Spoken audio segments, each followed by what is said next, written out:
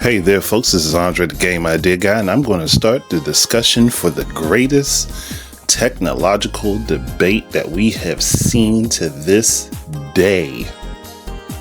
Well, I'm not going to be debating it. I'm just going to be talking about the debate of the greatest technological discussion that we have had for our time. I mean, it's so immense. It's so important that everyone that I see talking about it is up in arms with their pitchforks and their torches ready to just burn down whatever facility doesn't agree with them. And you want to know what that is? 30 frames per second versus 60 frames per second. Seriously, I didn't think that this was going to be the big debate in 2024, but apparently it is. At the top of 2024, big debate that's happening right now, 30 versus 60. Right after emulation is always good. No, not emulation. Piracy is always good. Emulation can be good depending on how well the emulation is done, but that's a whole different discussion from what I accidentally said. Oh man, it's early in the morning for me, so I'm probably a little bit loopy in comparison to normal, but at the same time, I want to get this discussion out the way because every time I've actually tried to record it, so far, I've been interrupted and then lost my train of thought, and it was like, I gotta scrap that whole thing. A whole 15 minutes worth of talking just gone. Because I couldn't remember where I was, and I didn't want to listen through the whole thing all over again and make sure I didn't say stuff and repeat myself. So, yeah, scrapped. And somebody's gonna be like, Andre, you didn't have to do that. You could have just, left it alone and then came back to it. No. If you lose the momentum for it, it feels different. So, yeah. So, let's get into the actual discussion here. Now,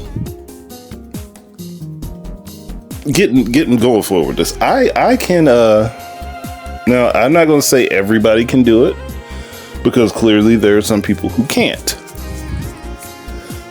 But I can tell the difference between 30 frames per second, 45 frames per second, and 60 frames per second. I can personally tell when I'm looking at them, not like I'm sitting there like, oh, this game's running at 60 frames per second, but I can tell the difference in smoothness for a game, which also allows me to be able to tell when it starts to have a slowdown on the FPS. That's not always the worst thing in the world, but there are some people who don't know the difference unless they have something on the screen telling them what the difference is. I'm not one of those people. If your game is running at a cool, smooth 60 and I'm playing it, I'll be able to tell. Like right now, I know Princess Peach Showtime is going to be at 30 FPS. I don't need a counter on the screen to tell me that. I can tell that it's 30 FPS. Not like that's the worst thing ever, because the game's responsiveness is great. All the inputs work right with your button presses. So it's not like it's the worst thing ever. And I think this is where the crux of the debate is. And that's people say, well, you get better responsiveness with 60 frames per second. But that's something that can be programmed for.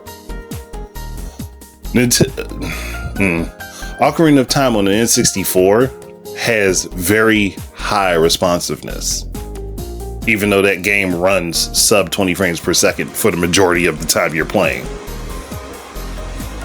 The responsiveness is if you're playing it at least 40 to 50 frames, because it's something you can program for.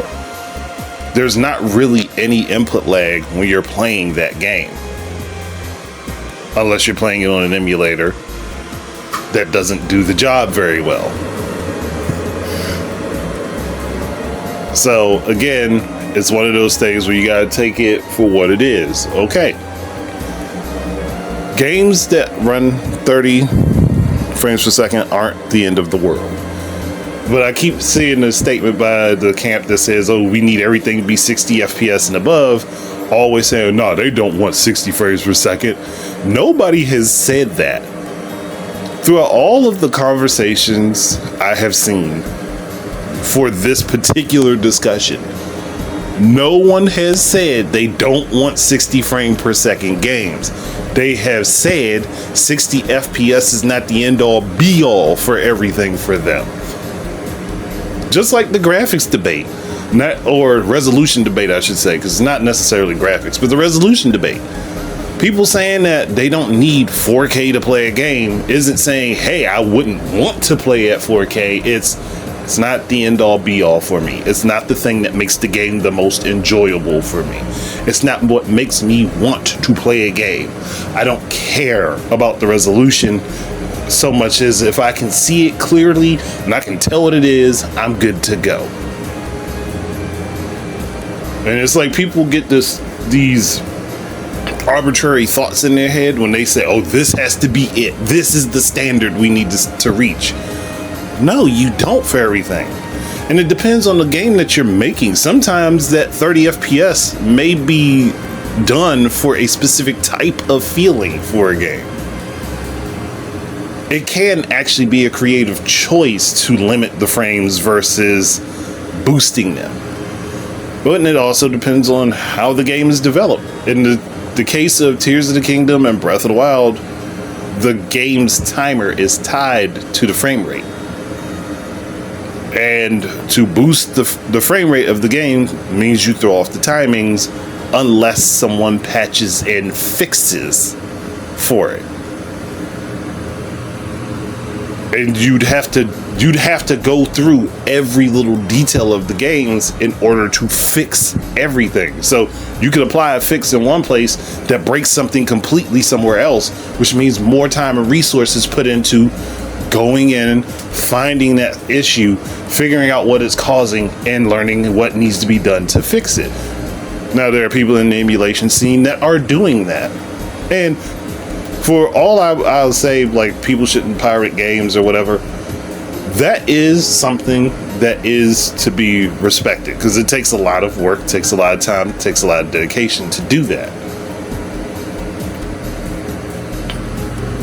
So I'll give them that. I will give them their flowers on that. But I don't necessarily have to play those games with the 60 FPS boost in order to enjoy them. I can enjoy them the way that they were released, because that's not the most important detail to me. Because I've played both of them and never had any issues with input lag. I've never had any issues with my inputs being dropped or being laggy in either one of those games. So somebody else has had that issue. I feel unfortunate for you, but I haven't. So either one, you are tapping buttons in a manner that doesn't compute very well, or people are bullshitting. It was one of the two. One of the two. I will leave the door open because maybe there's something I'm not doing in game that isn't breaking the inputs. So, but I think that's the thought process for the majority of people who say, oh, we're fine with 30 frames per second as long as it's a stable 30 frames per second. Meaning the game works. There are no major issues that make it unenjoyable. It's fine. Plus, we also realize that we're playing on a console with a part or a processor that's from 2015, roughly. A customized version of a part from 2015 that's running the whole system. So we also understand that, hey, there are going to be some limitations. Plus, this thing has to be portable. It doesn't always have a power source plugged into it. It has to run off of a battery. There are going to be some concessions that have to be made. And as technology gets better and techniques using current technology get better, some of those concessions can be mitigated. Some of them. Just depends on how things advance, but that requires advancement both on the hardware side of things as well as the programming of software. And if you are trying to, again, like a lot of third-party developers and publishers want third-party developers to do, you're not going to get the best results. Especially if you're not tailoring how the game is coded to the hardware. There's a difference between making fixes in the code to make something work passably on a thing versus dedicating time to making a version of that game that is optimized for that hardware. There's a major difference. And what I love this example because it's my favorite Castlevania, Symphony of the Night. When it was ported to the Saturn, that was a rough job. It was, hey, let's just get it working on the machine and that's it. Oh, Saturn displays at a higher resolution than the PlayStation. Just stretch it. Just stretch it. Like, not give you more viewable area. Stretch the image, make it look muddy in comparison, and that's why I still have to play it. I have to find a way to play that the ultimate version that was released through fans for the Sega Saturn. I have to find a way to play it because that is what should have been able to been done, but Konami only gave the team that did the port for Sega Saturn like I think it's somewhere between 4 and 6 months. That's it. They didn't have very long to do this rough passing throw over of a version of the game, and it was still a good game. It just had issues that weren't present in the PlayStation version of the game because the code that's in there is for the PlayStation version of the game. It's not dedicated to the Saturn's hardware, so it doesn't take advantage of the majority of its features. That's the same thing that's going to happen with any game. Yeah, some hardware will do the same job better, but there's always ways that things can be tailored to the machine they're going to. And that's the only real major issue that I have with a game just being put on multiple platforms, especially if you're not going to work with the hardware that has the lower end on specs first. Because if you're not doing that, then there's no point. Because you're always going to be struggling to bring the port down to the other machine versus going up from there. And I think Ubisoft showed a prime example of this with Prince of Persia: The Lost Crown. They started out with the Switch and then just went everywhere else. And that game runs beautifully on every machine it's on.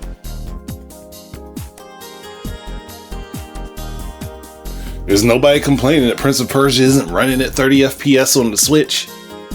It was like, there's nobody sitting there like, oh man, this game's running at 60 frames per second. I hate it. There's nobody doing that.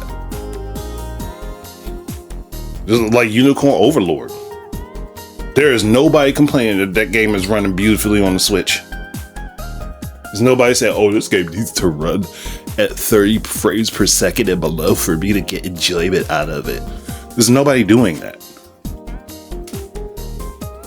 So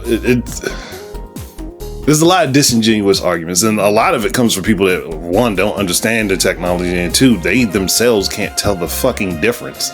So, like, y'all gotta wait for Digital Foundry to come out here and say, oh yeah, this game, you see that counter in the corner right there? That game is running at a solid 45 frames per second on the Nintendo Amigo Plus, and that is unplayable for us. Or, Mario Kart 8, you see that? I could tell with the naked eye that game was not running at a full 60 frames. It was not running at a full 60 frames. It was running at 59.9, and I could tell with just my eye that it was. No, you could not. You definitely couldn't. And for people who run, if anybody takes them extremely seriously, why? They have a history of saying these dumb things. Oh, Beta 2 of the Wii U is unplayable. It's unplayable. I couldn't enjoy the game. Well, okay, that's on you. If it's unplayable for you personally, that's a whole different thing versus the game is actually unplayable. No, you see, if the game isn't running the way that we say it's running, then you should be outraged. If the game isn't running to what we tell you it should be running to, you should be mad. Why? Why should I be mad about that? Do you guys develop anything? Or do you use other people's software to tell you what frame rates are and then go and tell the public that? Do you develop jack squat? You know, I would love to see a game developed by Digital Foundry and see what they come up with. Because if that game has any of the problems that they decide to try to say about anything else, then there's a discussion that has to be had. Breath of the Wild 2 can't be on the current Switch because of the cumulus clouds there. You see those clouds? It can't be running on the Switch. Why? I mean, you were definitely proven wrong. Like, again, nobody's making...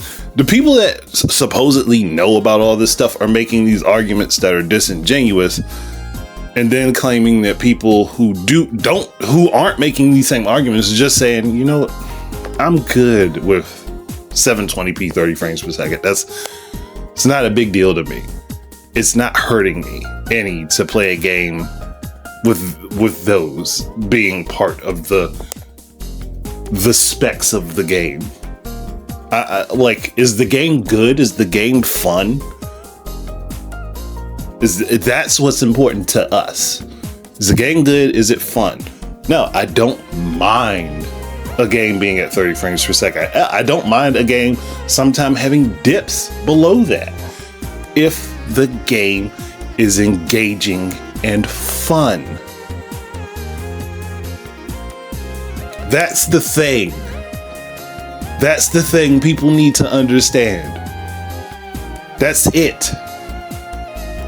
I get that, yeah, a lot of people, mostly people who are trying to follow trends right now, want games to be at 60 and above. I prefer games be at 60 frames per second and above, but not everything needs to be 60 frames per second and above. Especially if it's a hindrance to gameplay. Again, it depends on how the game is developed. Sometimes trying to force 60 frames per second can cause other issues for stability for a game. This has been a known fact for a very long time. It's not new information, it's overlooked information. And that also ties into, okay, maybe the hardware can't do it without some concessions that would make something less enjoyable.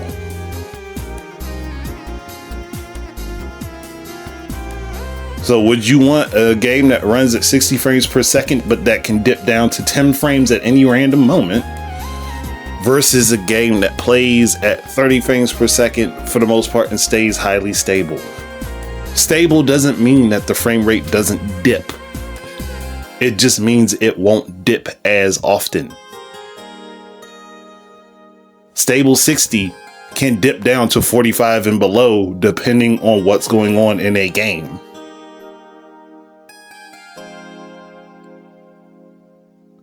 But then there was the other argument. Oh, well, what if we do 40 frames per second on a game? Is that now acceptable?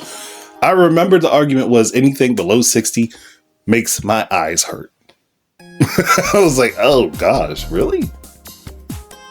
Shit, I guess you don't watch TV then. I guess you can't go watch a movie. And you have to have a TV that artificially boosts everything that you watch to 60 frames per second. Because otherwise you are sick on a regular basis looking at any screen. And what a lot of people don't know,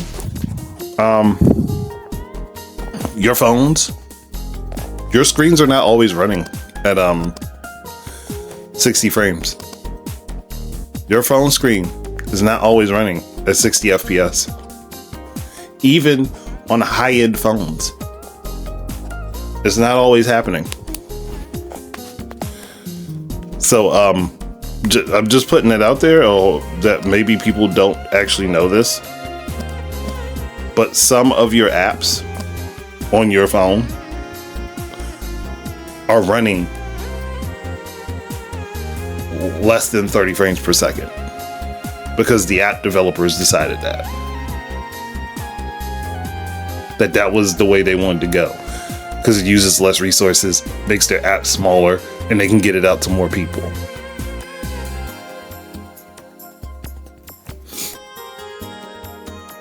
Some people probably don't know that. Especially if you're playing any games on your phones, a lot of them are 30 FPS and below. More often than not, they are 30 FPS and below. It just really depends on the game, how simple it is to be processed and run on a majority of smartphones. For some phones, it is a hardware issue. For others, it's not. It's just the software that you're running. And I wonder if people understand that, if people really do know that. But then again, we live in an era where it's harder for people to tell the difference. Again, I personally can see the difference. So I know when I'm swiping on an app, if that app is slowing down, a lot of people they can't tell the difference. Or when you have an app that locks up on you, it freezes the visual frame, but it does continue to process in the background. That's not an optimized app. And it probably would have been optimized if it had been slowed down. Just a little bit of a food for thought. I'm not saying that what I'm saying is completely concrete. Obviously it's not, because I don't know the ins and outs of every app on every device ever. But that's something that a lot of people don't catch and they don't realize. And I personally, I'm just going to end it off because I don't want to drag this out any more than I already have, and I think I've dragged it enough. Stop basing your enjoyment of a game off of what amounts to arbitrary numbers. If you don't see something in a game that you like or that you would find appealing, then that's all there is to it. But don't pretend that you know what's best because you heard some other talking heads tell you what was best. Make decisions based off of what you like versus what other people like or what other people tell you should like. So that's it. At the end of the game, at the end of the game, day, I meant to say day. At the end of the day, gosh, man. Again, early morning, tired. At the end of the day, if you like a game and it's worthwhile to you, you're not going to give two shits what frame rate it plays at. So that's it.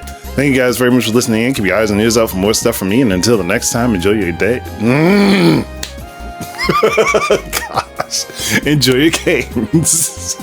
Peace out, everybody. Gosh.